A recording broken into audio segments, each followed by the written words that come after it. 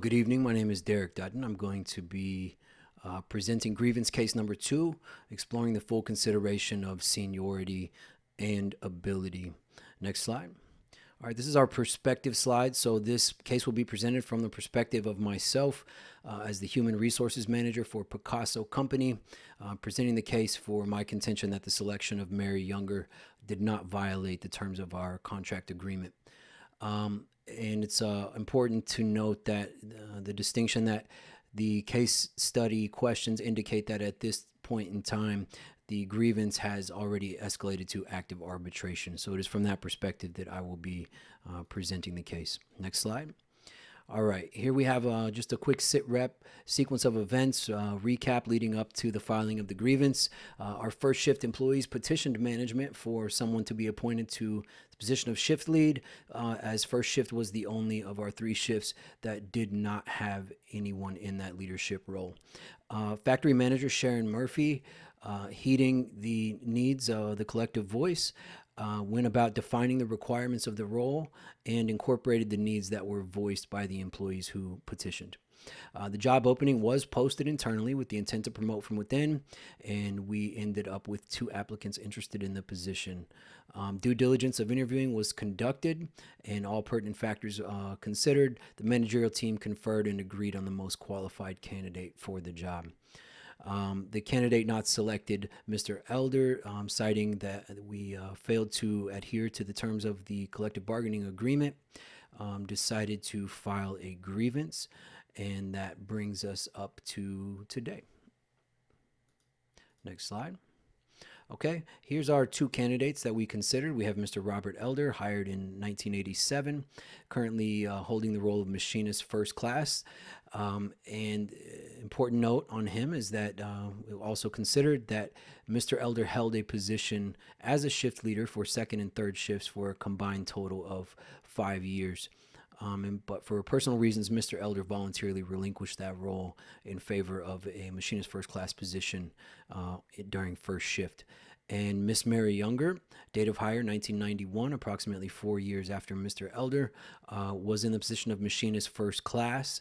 However, important note is that she did have the qualification rating of machinist first class, but due to no vacancies available, had not been promoted. Next slide. Okay. Just a quick note on some of the contractual provisions for just such a situation. Key point number 3 under section 20.1, the contract indicates that the corporation does have the discretion to fill leader classification openings as it sees fit without having to follow the seniority and ability-based job bidding process outlined in other non-leader job classifications. However, in section 20-4 or 20.4, it does stipulate that full consideration will be given to the candidate's seniority and qualifications. Next slide. Okay, so just reconciling those 2 sections of the contract real quick in terms of considering seniority and qualifications. The employer does have some flexibility in how it fills leader roles, but cannot completely disregard seniority and employee qualifications when making these leadership, hiring, promotional decisions. The language in section 24 sort of acts as a check on the discretion on the employer's part in terms of determining the best candidate. Next slide. Okay, so this is a quick outline of our assessment metrics for both candidates as assessed by Sharon Murphy, the factory manager, and conferred with factory supervisor Rick Hatch. We examined organizational history, personnel file, technical proficiency, initiative, social acuity, scheduling flexibility, leadership traits, sound decisiveness, approachability, and presence. One quick note on this is that top block there was rated on a scale of 10 as opposed to the other categories rated on a scale of 1 through 5. And we deferred all of the tenure points to Mr. Elder. So we submit this more detailed metric for the board's consideration as well. Next slide. All right, this is basically a summative breakdown of the assessments conducted by the factory manager and supervisor that we mentioned earlier. So we submit this as well for the board's consideration. Next slide. Okay, these are the steps that were taken by Picasso Company before the grievance reached the point of escalation to arbitration. Essentially, we conducted an informal meeting with Mr. Elder in which we attempted to provide full transparency on our decision and what led to that decision. We engaged in enterprise mediation with a union representative prior to the grievance being escalated to arbitration. Next slide. These are some relevant precedent cases that we submit for the board's consideration. I'm not going to review them today, but I think that the board may find them relevant. Next slide. All right, bottom line in terms of Labor Relations Board guidance, according to contract coverage standard released in 2019, the board will examine in plain language the parties' collective bargaining agreement to determine whether the change made by the employer was within the compass or scope of contractual language granting the employer the right to act unilaterally. If it was, the board will honor the plain terms of the parties' agreement, and the employer will not have violated the act by making the change without bargaining. And that is quoted from the Office of Public Affairs with the National Labor Relations Board. Next slide. All right.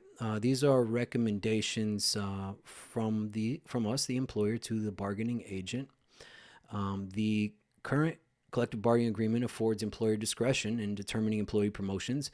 If the collective voice of the employees indicate to the bargaining agent, Lodge 821, that there is dissatisfaction with Picasso's methodology of promotion, Picasso extends an open door invitation to the bargaining agent to engage in formal joint consultation to negotiate potential viability of CBA amendments which may more accurately represent the collective wishes of our workforce. Next slide. And this we submit for the board as our plan of action moving forward, regardless of the arbitrator's decision. We plan to, in the interest of continual improvements to our standardized operating procedures, the Picasso Human Resources team intends to formalize a draft of promotion criteria and the qualifying factors for each role within the factory operations to submit to the bargaining agent for their input and approval. And accordingly, any applicable CBA amendments will be forthcoming. And once approved, these clarifying and definitive guidelines will be publicly posted and distributed to all staff members for the purpose of cooperative transparency. Next slide. This is a summary statement, and I'll wrap it up with this. Picasso management's determinate process leading to the selection of Miss Mary Younger for appointment to the vacant role in question was fair, ethical, non-discriminatory, and contractually compliant. This factual and comprehensive synopsis of these promotional proceedings was earnestly presented in a manner to be rightfully construed as an objective debrief of that process, and the company's ultimate decision to appoint the candidate which they determined was most readily able and likely to perform the duties of this leadership role with competence and excellence was Miss Mary Younger. Thank you for your time, and that concludes my presentation.